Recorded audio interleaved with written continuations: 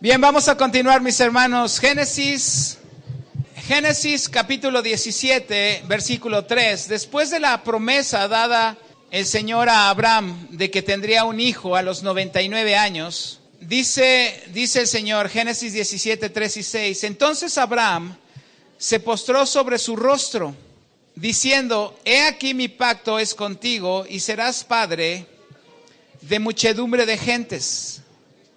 Y no se llamará más tu nombre Abraham. En ese momento, dada la promesa de su hijo, el Señor le cambia su nombre y le da otro nombre. Y le dijo: no serás llamado más Abraham, sino que ahora tu nombre se llamará Abraham, porque te he puesto por padre de muchedumbre de gentes, y te multiplicaré en gran manera, y haré naciones de ti, y reyes saldrán de ti. ¿Se acuerda que el nombre tiene que ver con la misión de la persona? El nombre tiene que ver con los atributos. El nombre tiene que ver con lo que Dios quiere hacer. El nombre tiene que ver con el carácter. Por eso cuando nosotros oramos en el nombre de Jesús, no es el nombre por lo que estamos orando, sino que estamos orando por sus atributos. Estamos orando por sus proezas. Estamos orando por su carácter. Estamos orando por lo que Él hace, por lo que Él hizo. No es el nombre de Jesús que digamos Jesús y wow, pasan las cosas. No, sino que estamos orando por los atributos. Estamos orando en el nombre de Jesús, quiere decir estoy orando en su misericordia, solo por su sacrificio en la cruz del Calvario, por su justificación, por ser Padre eterno, por ser amoroso, por ser juez, por ser justo, por ser misericordioso, por ser lleno de amor, por ser lleno de paz, por prometernos vida eterna. Por eso estoy orando. ¿Me entiende? Eso es orar en el nombre de Jesús. Entonces, aquí el Señor le cambia el nombre porque ahora la misión de Abraham sin H va a cambiar y ahora va a ser Abraham, padre de multitudes, de muchedumbre de gentes. Y entonces además de que su descendencia va a ser como las estrellas del cielo, le añade: naciones saldrán de ti y reyes saldrán de ti. ¿Y por qué puso naciones y no le puso nación?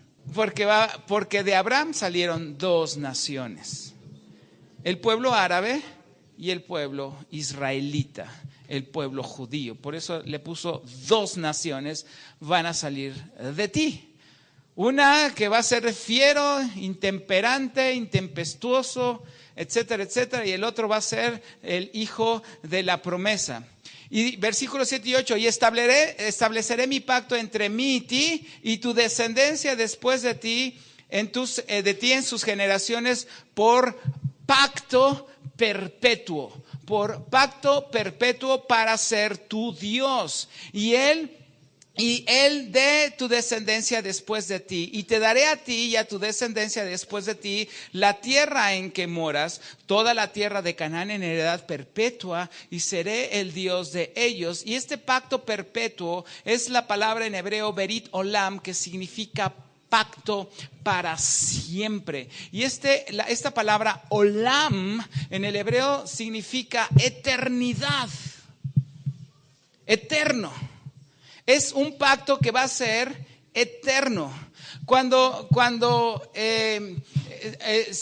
Moisés se enfrenta al Señor y le pregunta: ¿quién eres tú? Y él dijo: yo soy el que soy. Utilizó el término olam. El que yo siempre he existido, seré el eterno. De tal suerte que cuando nosotros vayamos y pasemos por las fiestas, esperemos que nos den la oportunidad de estudiar Éxodo. ¿Cuántos les gustaría estudiar Éxodo? ¿Sí? Si pasamos por el Éxodo, vamos a ver unas fiestas del Señor, y que son fiestas solemnes y aparte son estatuto perpetuo. Y en ese estatuto perpetuo está la palabra olam.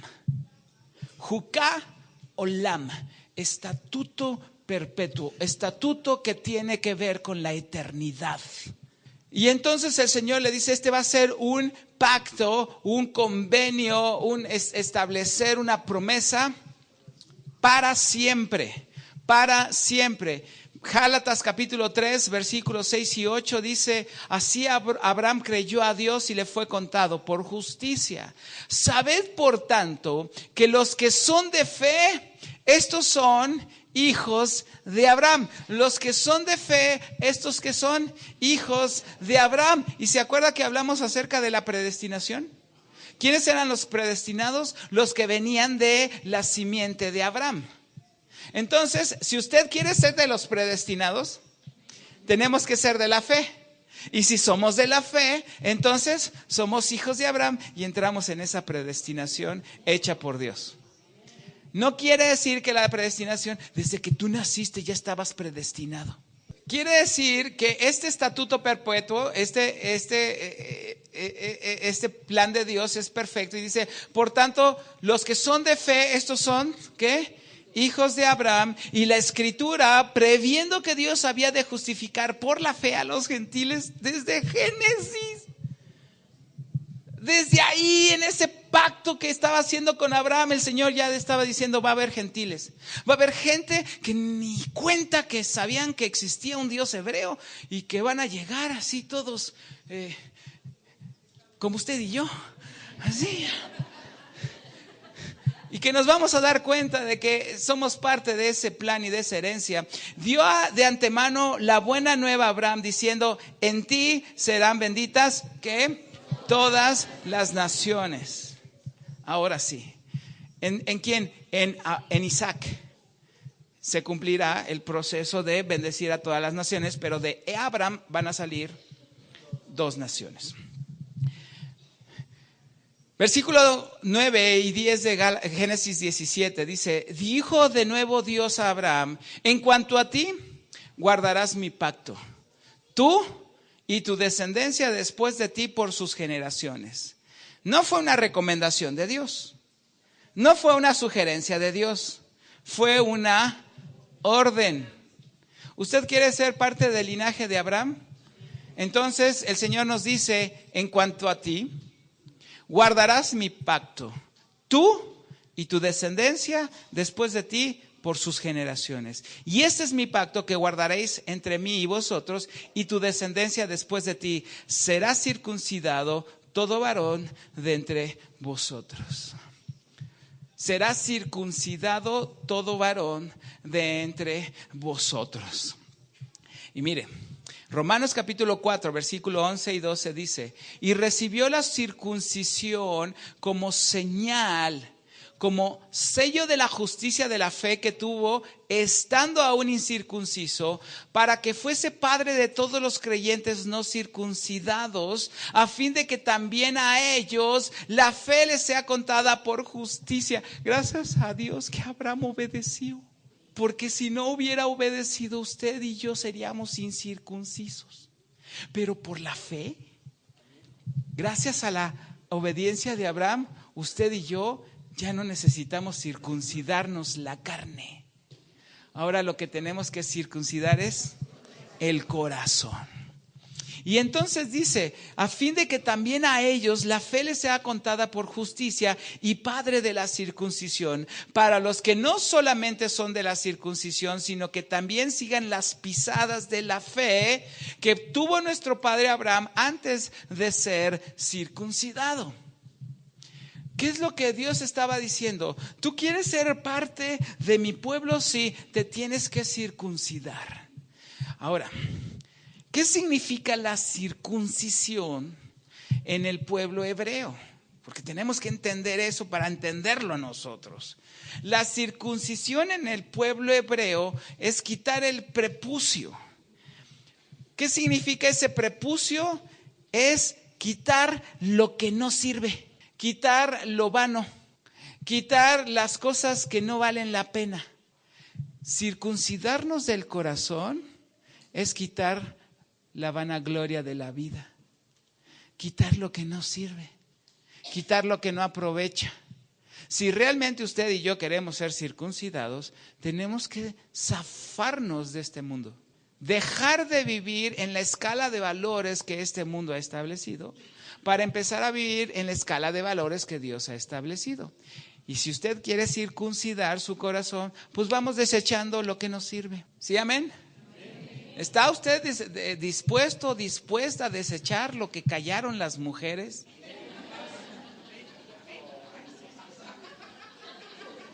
Circuncídese, hermana, circuncídese. Y los varones están dispuestos a echar para afuera el fútbol. Y ya, el amén fue así medio, amén, ¿no?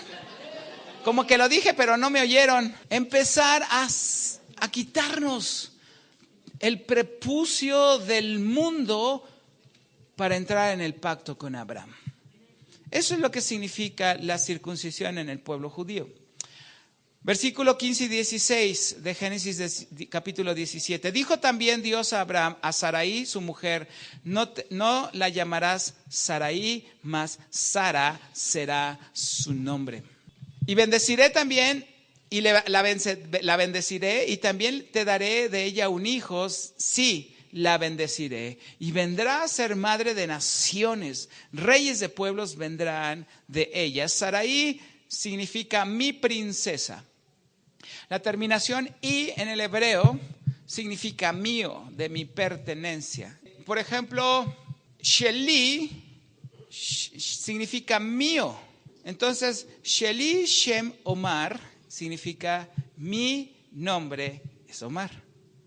Entonces, Sarai significa mi princesa.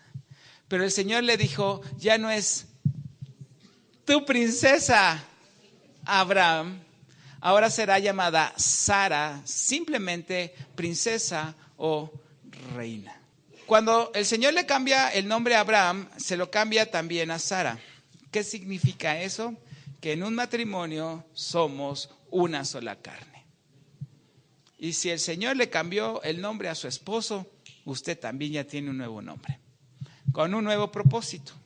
Abraham le dijo, mira Abraham, ya no es tu princesa.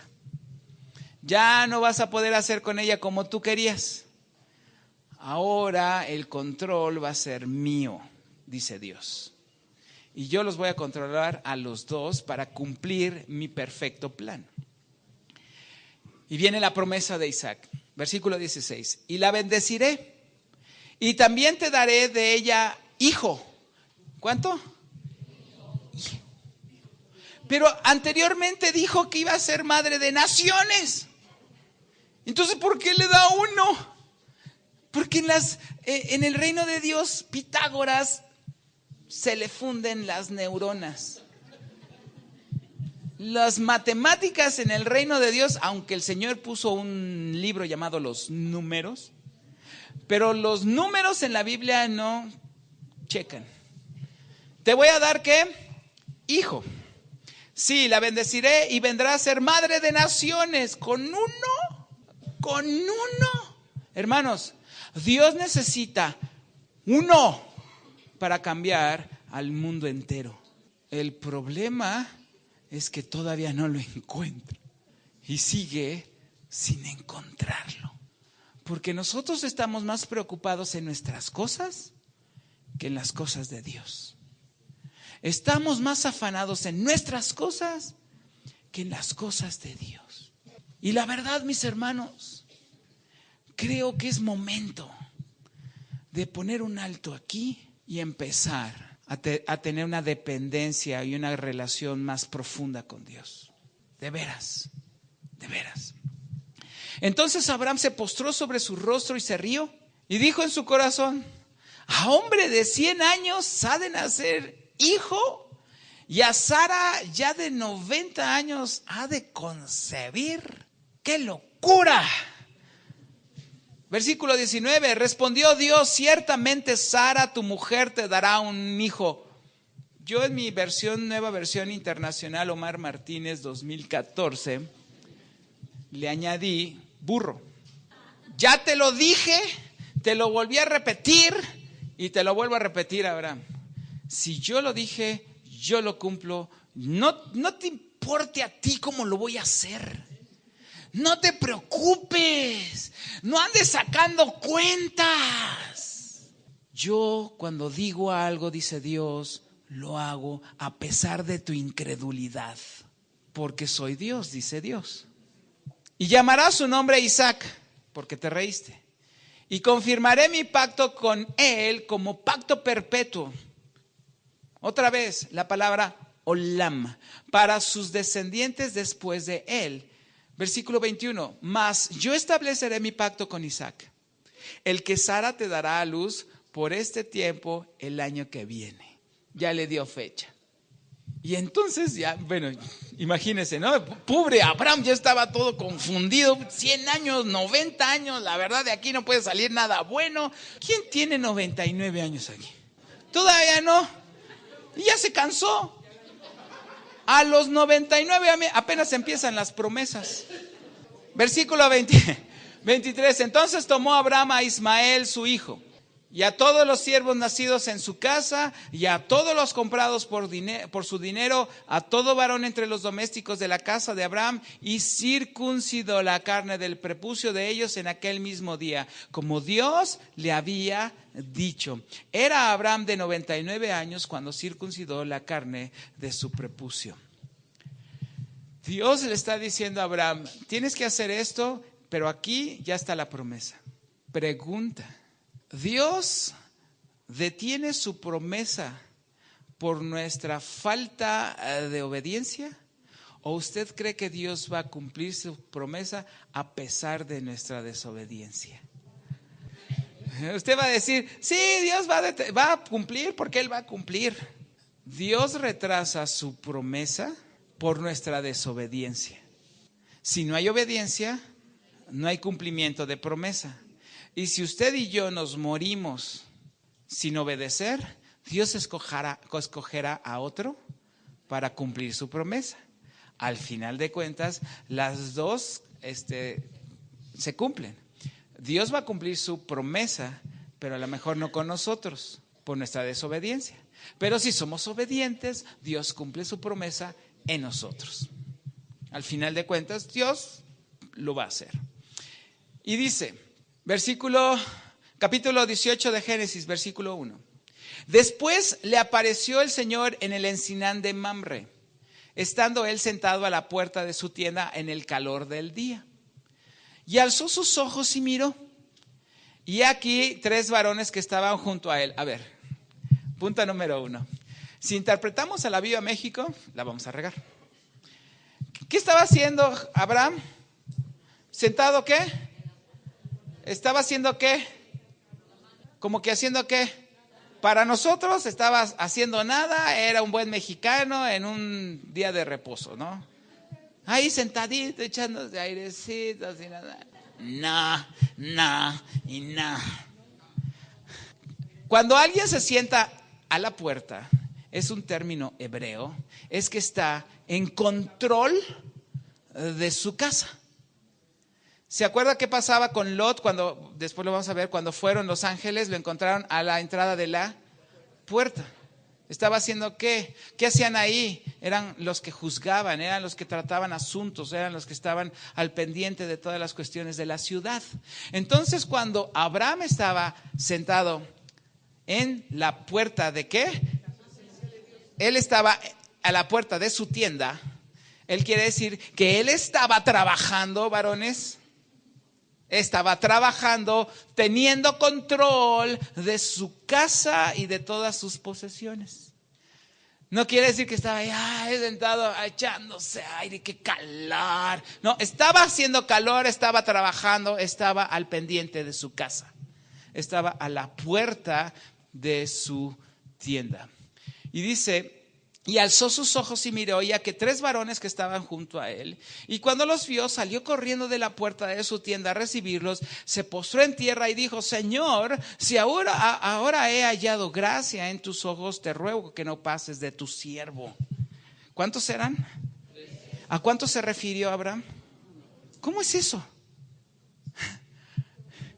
¿Cómo es eso que eran 3 y solamente hace referencia a uno? Le hubiera dicho, señores, pues pasen, no pasen ustedes. Pero eran 3 varones y solamente se refirió a uno. Bueno, algunos por ahí que andan haciendo cosas raras dicen, es que ahí los cristianos ven la Trinidad de Dios. Y eso no es la Trinidad de Dios. Entonces, ¿qué es? Yo le digo, entonces, ¿qué es eso?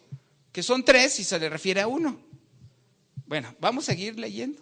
Después dice, Abraham salió a recibir a estos tres visitantes, aún antes de saber quiénes eran. Como extranjero, Abraham, él sabía lo que significaba ser recibido y atendido en medio de una larga travesía, especialmente en el desierto. E hizo con otros lo que toda persona desearía que hicieran con él. Bueno, voy a hacer una pregunta aquí, nada más así. La voy a aventar y si usted la agarra, agárrela, y si no la quiere agarrar, no la agarre. Cuando usted llegó a la iglesia, ¿cómo le hubiera gustado que a usted lo recibieran en la iglesia? Así como Abraham. ¿Sí? Ahora, ya que usted está dentro de la iglesia, ¿cómo recibe a los nuevos? O los ve y traen el corazoncito ahí. ¿Cómo que le pone Cristo te ama? Bueno, traen el corazoncito sabiendo que es gente nueva. ¿Y usted cómo lo recibe? Ay, es nuevo. Está bueno. Claro. Hay que ser como Abraham. Si yo ya supe lo que es eso, pues vamos a ser como Abraham. Si a mí me hubieran gustado que me hubieran recibido, hermano, bienvenido seas, bienvenidos, así con una cancioncita y un abrazo, ¿no? Pues así hay que recibir a la gente. Hay que aprender de Abraham. Versículo 4 y 6, que se traiga ahora un poco de agua y lavad vuestros pies y recostaos debajo de un árbol y traeré un bocado de pan. Y sustentad vuestro corazón, después pasaréis, pues por esto habéis pasado cerca de vuestro siervo. Y ellos dijeron, haz así como has dicho. Entonces Abraham fue deprisa a la tienda a Sara y le dijo, toma pronto 3 medidas de flor de harina y amasa y haz panes cocidos debajo del rescoldo. Y corrió Abraham a las vacas, tomó un becerro tierno y bueno y lo dio al criado, y se dio prisa a prepararlo. También tomó también mantequilla y leche y el becerro que había preparado y lo puso delante de ellos, y él se estuvo como con ellos debajo del árbol y comieron. Varones, hoy vamos a hablar a los varones. Este era un hombre multimillonario en su tiempo. Tenía criados, muchos criados, por ahí alrededor de 300 criados. Tenía criadas. Pudo haberles dicho a toda la bola de criados, atiéndanme a esta gente como se merece. ¿Sí o no? ¿Lo hizo? ¿Qué fue lo que hizo? Él mismo los atendió. ¿Cuántos varones hay aquí? Así. Desde ahí.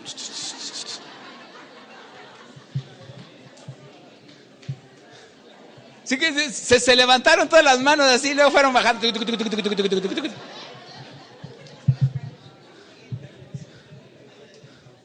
Hermanos, tenemos que aprender de Abraham. Si queremos ser parte del linaje de Abraham, si queremos tener las promesas de Abraham, tenemos que ser como Abraham.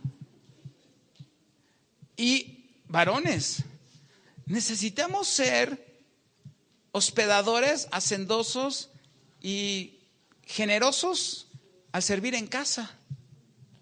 Y más cuando tenemos invitados.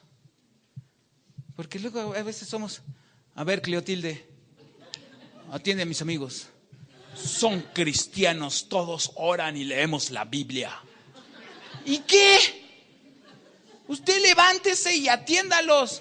A él, a sus invitados, a los hijos, a todos los demás. Sea un buen anfitrión, aunque tenga dinero. Porque luego a veces tenemos dinero y bueno, Versículo 9 y 10, del 9 y 11. Y le dijeron, ¿dónde está Sara tu mujer? Y respondió, aquí en la tienda. Entonces dijo, de cierto volveré a ti, y según el tiempo de la vida, he aquí que Sara tu mujer tendrá un hijo. Y Sara escuchaba a la puerta de la tienda que estaba detrás de él. Y Abraham y Sara eran viejos de edad avanzada, y Sara le había cesado ya la costumbre de las mujeres. ¿Quién está hablando? ¿1 o 3? ¿Cuántos eran? ¿A cuántos recibió Abraham? ¿Y cuántos hablan? Bueno, versículo 12 y 13. Se rió pues Sara entre sí diciendo, después que he envejecido, ¿tendré deleite, siendo también mi señor ya viejo? Y entonces el Señor le dijo a Abraham, ¿por qué se ha reído Sara? Diciendo, ¿será cierto que he de dar a luz siendo ya vieja? Mire, hay dos maneras de reírse. Sara estaba atrás de la entrada de la puerta de su tienda y al oír esto se rió. No fue una risa de incredulidad, sino el tipo de risa proveniente de gran gozo, como cuando un honor se confiere a un hijo o cuando se sabe de una gran noticia. Sara, al igual que Abraham, tuvieron tal gozo que éste se desbordó en risa. Pero al ser confrontada por el ángel del Señor, tuvo miedo y dijo, no me reí. No sé si a usted le ha pasado que le dan una muy buena noticia. Y después de esa buena noticia, le da risa, ¿verdad? ¿En serio? ¡Sí! ¡No puedo creerlo! ¿Sí? ¿Usted cree que Sara y Abraham se rieron? ¿Van a tener un hijo? Nah, imposible. No es así. Porque muchos interpretan que Sara se rió por incredulidad. Pero cuando Dios nos da una noticia, uno salta de alegría. Ya en serio, ya es el próximo año. Sí, qué bien. Y le da uno risa. No quiere decir que sea incrédula. Versículo 14 y 15. ¿Hay para Dios alguna cosa difícil? Al tiempo señalado volveré a ti, y según el tiempo de la venida, Sara tendrá un hijo. Y entonces Sara negó diciendo, no me reí porque tuve miedo. Y ella le dijo, no es así, te has reído. Y qué bueno que te reíste, porque eso demuestra que anhelas la promesa. Y hay un dicho que me gusta mucho, que dice, lo que mucho se anhela y mucho se espera, mucho se goza. Cuando algo hay que esperarlo, se goza más. Por eso a veces Dios espera, para que usted y yo nos gocemos. Y los varones se levantaron de ahí. ¿Cuántos? Los varones, ya son 3, Dios santo. Y miraron hacia Sodoma, y Abraham iba con ellos acompañándoles. Y el Señor le dijo, ¿encubriré yo a Abraham lo que voy a hacer, habiendo de ser Abraham una nación grande y fuerte, y habiendo de ser benditas en él todas las naciones de la tierra?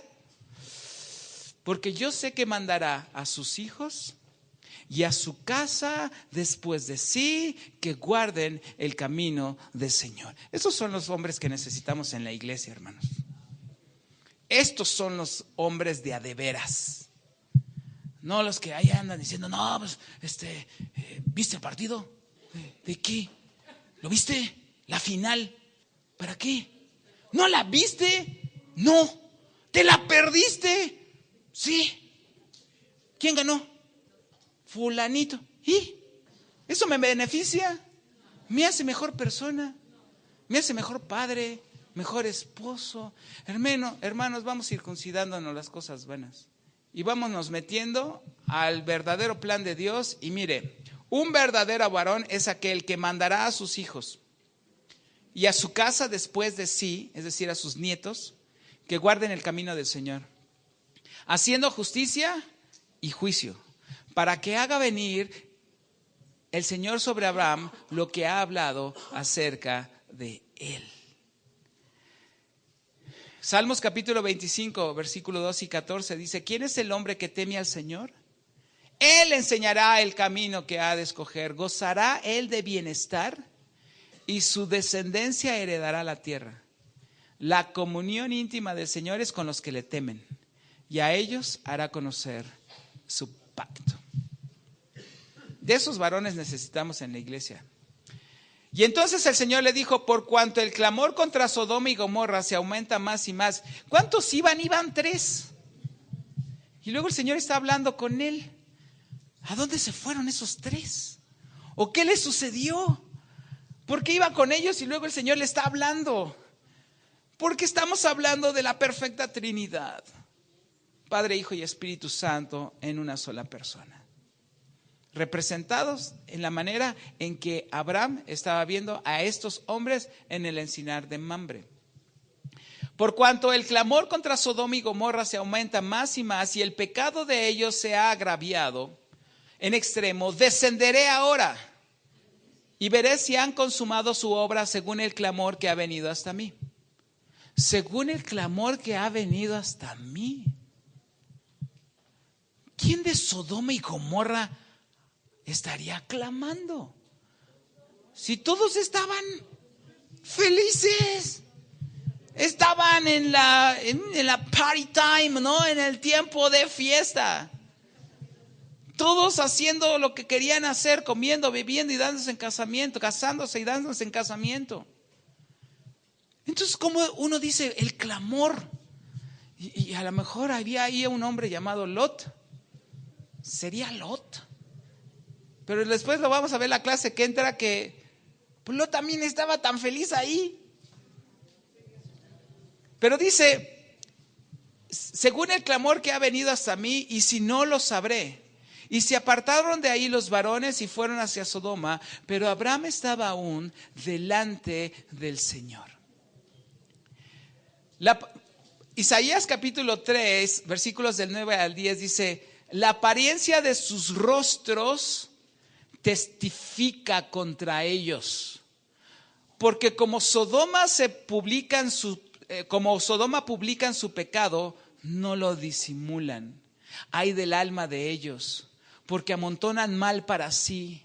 Decida al justo que le irá bien, porque comerá de los frutos de sus manos. Ay del impío, mal le irá, porque según las obras de sus manos le será pagado. Ese clamor que subió hasta el cielo, según el libro de Isaías capítulo 3, no necesita de que alguien esté clamando al Señor, porque la misma apariencia de sus rostros testifica contra ellos. La misma apariencia. Es más, aquellas personas que tienen un poco de crecimiento, bueno, no un poco, un crecimiento bastante de las cosas del Señor, de la palabra del Señor, solamente con verle el rostro a una persona sabemos si es impía o si es cristiana. Su rostro testifica. Nada más lo vemos y decimos, uy, no hermano, la verdad yo oro 3 horas diarias. No, y si yo me aviento 6 salmos ya de memoria, si quieres se los recito. Pues no creo que te funcione mucho eso, porque tu rostro testifica contra ti. Y dice, porque como Sodoma publican su pecado, no lo disimulan. Ay del alma de ellos. Imagínense. Romanos capítulo 8, versículo 22 dice: cuando se comete una gran injusticia, la tierra gime. La misma tierra, la misma naturaleza conoce el orden de Dios y clama cuando el hombre está quebrantando. Eso lo vemos en Romanos capítulo 8, versículo 22. La misma creación aguarda la manifestación de los hijos de Dios. ¿Se da cuenta que usted y yo no somos indispensables en el reino de Dios? Él lo hizo de tal manera que Él se da cuenta de todas las cosas y puso sus alarmas en su creación. Porque luego a veces nosotros nos sentimos tan, ¿cómo le podría decir? Indispensables. Es que si yo no oro, Dios no hace nada. Por favor, No, es que tenemos que orar para que Dios haga algo. ¿Usted cree que es necesario que nosotros oremos para que Dios haga las cosas? Mire, Dios es tan bueno que nos dice, ándale, pídeme, aunque yo sé lo que me vas a pedir, yo ya tengo la respuesta, yo ya tengo la solución, pero pídeme para ver si así entiendes quién soy yo, que soy el Todopoderoso, que tú deberías de estar profundamente agradecido conmigo por haberte rescatado de donde andabas. Y es más, profundamente agradecido por darte la oportunidad. Yo te estoy dando la oportunidad a ti de que pertenezcas a mi equipo. Y que te estoy dando la oportunidad de que puedas levantar tu voz a mí. Gracias por los méritos de Jesucristo. Yo creo que algún día debemos de caer otra vez a la tierra, ¿no? Andamos allá en el Challenger, allá arriba en las nubes, en la estratosfera, pensando que nosotros somos los que movemos los hilos de la creación. No, es Dios mismo haciendo su obra en medio de nosotros, con nosotros o sin nosotros. Pero a veces nos sentimos tan no sé qué. Bueno, ya voy a cambiar de tema. El pecado de Sodoma había llegado al colmo, por eso la tierra emitió un clamor desde ese lugar. Dios respondió para establecer justicia y juicio ahí, pero no sin antes hacer una advertencia. Aún con Caín, Dios le dio la oportunidad de arrepentirse, aunque Caín no la tomó. Lo mismo le pasó a Sodoma y a Gomorra. Versículo 23 al 25 dice: y se acercó a Abraham y dijo, ¿destruirás también al justo con el impío? Quizás haya 50 justos dentro de la ciudad. ¿Destruirás también y no perdonarás al lugar por amor a los 50 justos que están dentro de él? Lejos de ti está hacer tal que hagas morir al justo con el impío y que sea el justo tratado como el impío. Nunca tal hagas. En ese momento yo creo que el Dios le dijo a Abraham, no sabes ni lo que estás diciendo, porque un justo va a morir por el impío, porque es mi perfecto plan. El juez de toda la tierra no ha de hacer lo que es justo. Es un clamor muy humano de Abraham, pues no queremos que justos paguen por pecadores.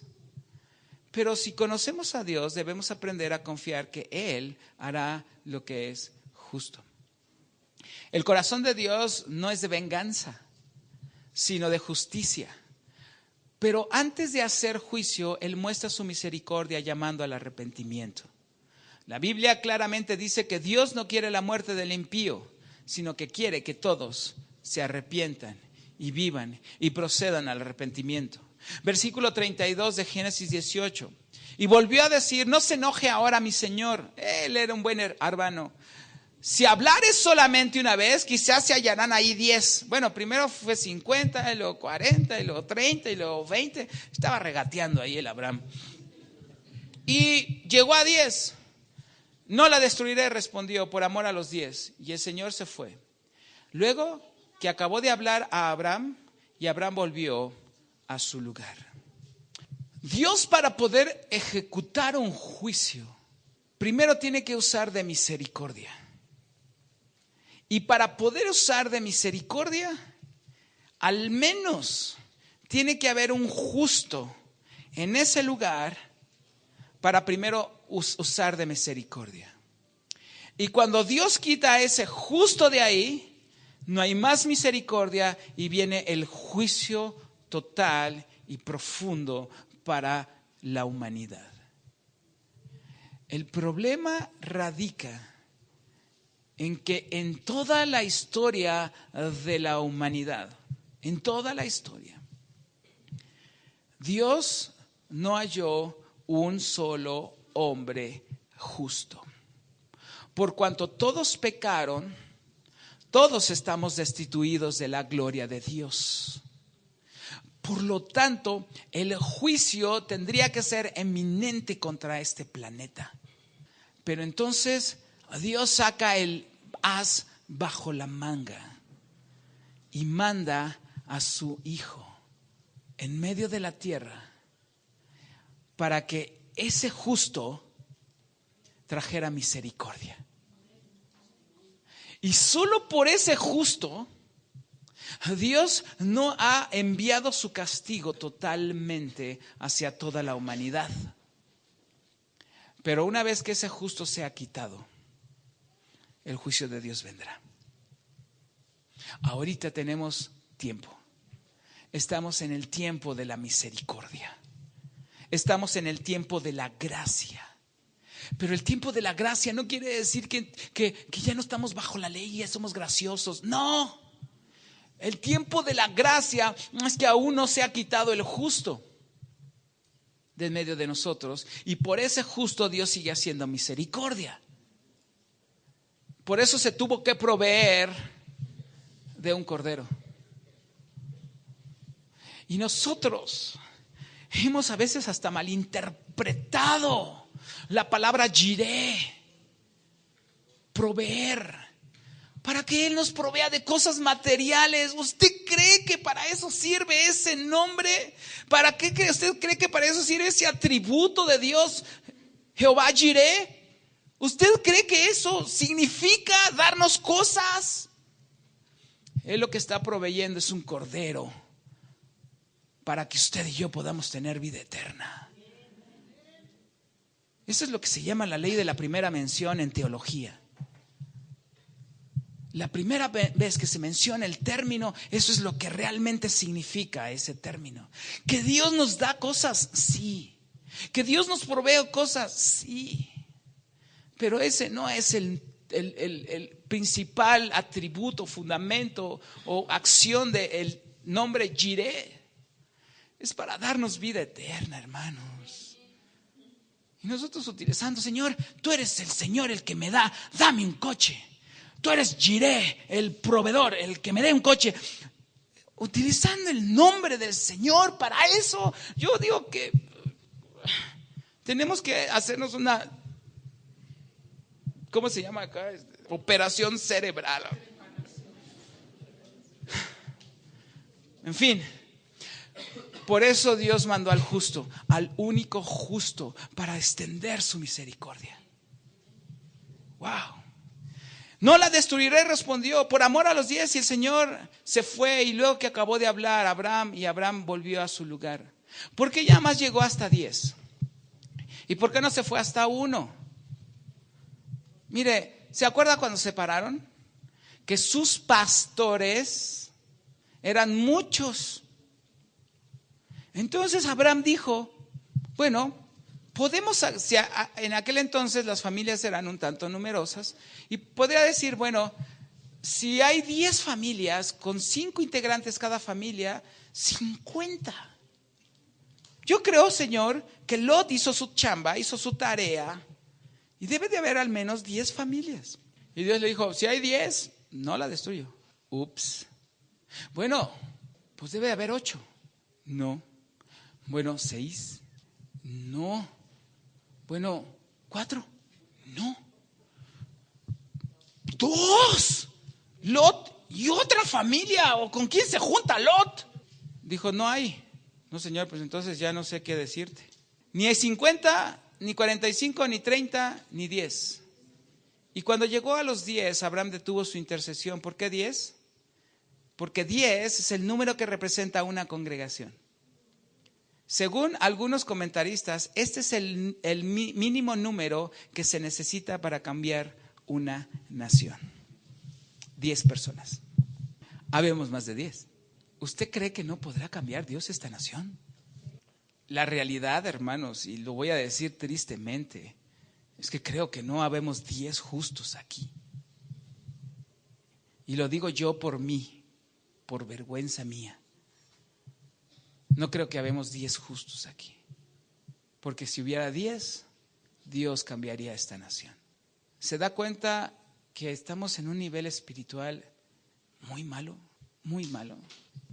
Y hermanos, por eso yo me apasiono tanto.